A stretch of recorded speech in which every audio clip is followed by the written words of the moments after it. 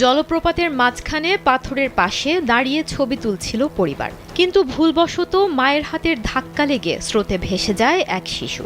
পাশে থাকা এক পর্যটক এ ঘটনা ক্যামেরাবন্দি করেছেন। ইতোমধ্যে এ ঘটনার একটি ভিডিও সামাজিক যোগাযোগ মাধ্যমে ভাইরাল হয়েছে। ভিডিওতে দেখা যায় পাথরের পাশে দাঁড়িয়ে এক পরিবার ছবি তুলছিল।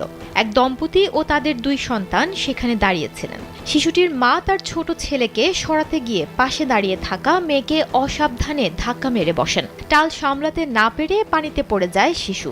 পানিতে তীব্র স্রোত থাকায় মুহূর্তেই মেয়েটি পানিতে ভেসে যায়। বাবা মা প্রথমে তাকে খুঁজে পাননি, পাগলের মতো এদিক ওদিক খুঁজতে থাকেন। কয়েক সেকেন্ড পর শিশুটির মাথা ভেসে ওঠে। স্যান্ডেলিনা সো, রূপচর্চায় আভিজাত্য। সাথে সাথেই আশেপাশে দাঁড়িয়ে থাকা পর্যটকরা এসে শিশুটিকে পানি থেকে উদ্ধার করেন। ভিডিও দেখে উদ্বেগ প্রকাশ করেছেন নেটিজেনরা। একজন ইন্টারনেট ব্যবহারকারী লিখেছেন, আনন্দ করতে গেলেও সতর্ক থাকা দরকার। যখন সাথে সন্তান থাকবে তখন আরও বেশি সতর্কতা অবলম্বন করতে হবে।